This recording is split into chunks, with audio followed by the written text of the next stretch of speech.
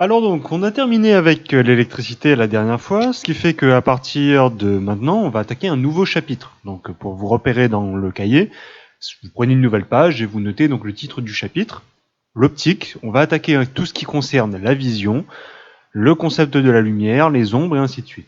D'accord ?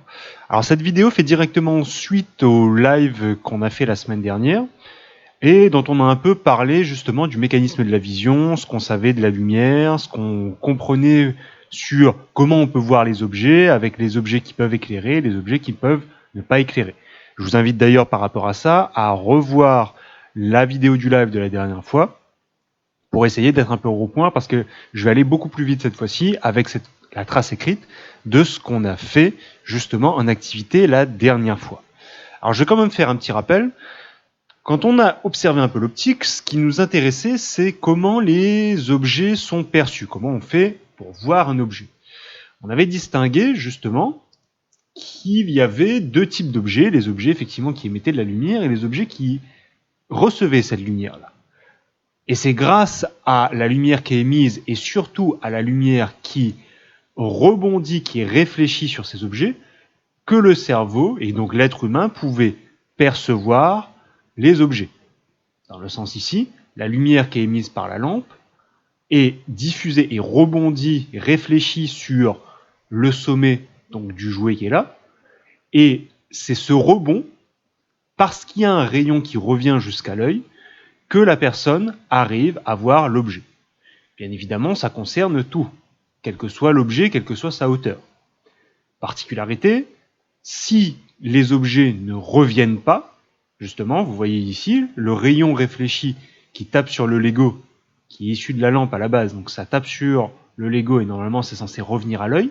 Or, ici, les rayons réfléchis, le rayon qui est censé revenir à partir de cet objet-là, ne revient pas jusqu'à l'œil.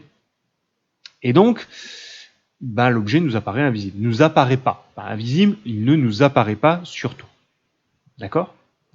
Alors justement, cette notion d'objet que l'on voit, que l'on ne voit pas, ça a amené beaucoup de conceptions un peu particulières, notamment sur les objets célestes. Je m'explique. Quand on regarde le ciel, les objets brillent.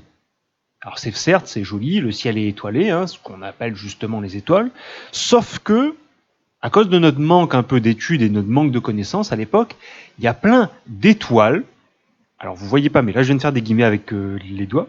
Il y a plein d'étoiles qui ne sont en réalité pas des étoiles. Et on va revenir un peu sur cette notion d'objets qui émettent de la lumière et d'objets qui reçoivent de la lumière en étudiant un peu les objets célestes, notamment deux, Vénus et le Soleil, dans l'activité d'aujourd'hui qui sera une activité beaucoup de texte. D'accord ? On va s'entraîner aujourd'hui sur une activité de texte.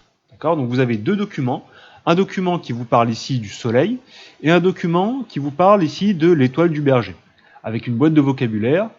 Maintenant, on va plus forcément parler d'objets qui émettent de la lumière et d'objets qui reçoivent de la lumière. On va parler d'objets diffusants ou de sources primaires, dont la définition se situe ici. Donc on va s'entraîner justement à manipuler ces mots-là. Comme d'habitude, à vous de voir, si vous êtes à l'aise, vous pouvez mettre la vidéo sur pause et attaquer les questions 1, 2, 3, 4, 5. 10 minutes, pas plus, normalement, vous devriez être assez rapide là-dessus. N'oubliez pas de faire des phrases, de vous entraîner à faire des phrases, même simples. Dans le cas contraire, comme d'habitude, je vais faire l'explication, question par question. Vous pouvez trouver dans la description le timecode pour avoir une explication d'une question un peu particulière. D'accord ? Donc nous, on va démarrer. Alors c'est beaucoup de questions de texte, donc les réponses sont énormément dans le texte, sont très souvent dans le texte. Ce qui va m'amener souvent à repérer, dans quel texte il faut chercher, sachant que c'est surtout la méthode aussi qui m'intéresse. Je m'explique. Question 1. Pourquoi le Soleil, comme toutes les étoiles, brille-t-il ? Pourquoi il ne faut pas regarder directement dans sa direction ? Alors, on nous demande des informations sur le Soleil. Donc forcément, l'information est dans le document qui vous parle du Soleil. D'accord ? Quand vous avez plusieurs documents comme ça, apprenez à supprimer les documents qui ne vont pas forcément vous servir. Ici, on parle du Soleil, donc forcément, c'est le document qui me parle du Soleil. Le doc 1. Donc l'information se situe là-dedans.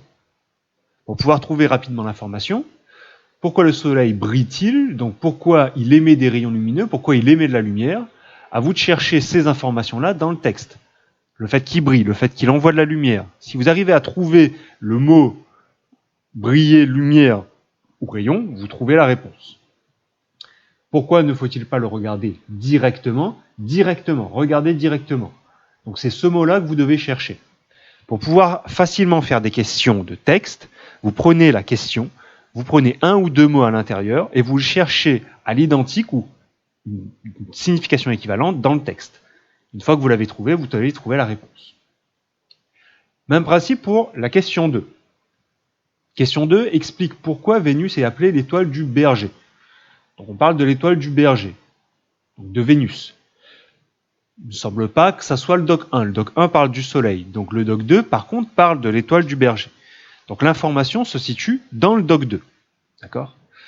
Alors pourquoi Vénus est appelée étoile du berger? Si je trouve le mot étoile du berger dans le texte, je trouve la réponse. D'accord? À vous de chercher cette information-là. Si vous arrivez à le trouver, vous arrivez à trouver la réponse. Ok? Troisième question. La planète Vénus est couramment confondue avec une étoile. Quelle est la raison de cette erreur? Alors là, il faut un petit peu de raisonnement, un peu d'information de texte, mais aussi un peu de raisonnement. Elle est confondue avec une étoile, pourquoi? Comment ça se fait que, donc toujours l'information, il faut partir de, ici là, du doc 2, bien évidemment, on utilise un peu le doc 1 si vous voulez, mais l'idée c'est comment ça se fait? Relisez bien le doc 2, et comment ça se fait que une planète a été confondu avec une étoile. Pourquoi on a appelé ça pendant très longtemps une étoile? Ok? À vous de voir, et à vous surtout un peu d'utiliser ce que vous savez, notamment de la définition d'une étoile. D'accord? Quatrième question, le Soleil est-il une source primaire ou un objet diffusant? Et Vénus? Alors là, on nous parle de source primaire et d'objet diffusant. Il y a une petite astérix ici. Donc forcément, il faut faire appel aux mots de vocabulaire qui sont là. Alors le Soleil, est-ce qu'il rentre dans la catégorie d'objet diffusant? Je vous laisse lire la définition d'objet diffusant. Ou est-ce que le Soleil rentre dans la catégorie de source primaire? Je vous laisse lire la définition de source primaire. Il faut choisir. Le Soleil, c'est soit un objet diffusant, soit une source primaire. Pareil pour Vénus. Vénus, est-ce qu'il rentre dans la catégorie des objets diffusants? Ou est-ce qu'il rentre dans la catégorie des sources primaires? À vous de choisir par rapport à la définition qui est là. D'accord? N'oubliez pas, souvent, ne perdez pas en tête que vous avez souvent des mots de vocabulaire. Donc quand vous avez une astérisque comme ça ou une information petit 1, petit 2, n'hésitez pas à regarder les informations qu'on vous donne. Même les titres peuvent être souvent intéressants.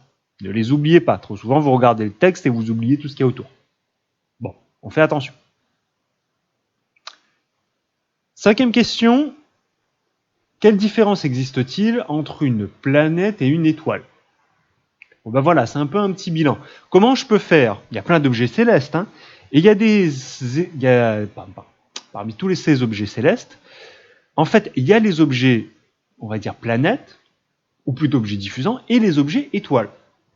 Comment je fais pour différencier les deux? Parce que moi, quand je suis sur Terre, dans le ciel, théoriquement, quand je regarde, je vois plein de points qui brillent. Donc finalement, c'est difficile de distinguer les étoiles, dans le sens scientifique du terme, et les planètes, qui brillent aussi dans le ciel, hein, mais dont on ne peut pas dire que c'est des étoiles dans le sens scientifique du terme. Comment je fais pour faire la différence entre une étoile et une planète? C'est ça la question 5. D'accord? Donc je vous laisse réfléchir là-dessus, essayez de faire les petites questions, et nous on se retrouve dans la partie correction. À tout de suite.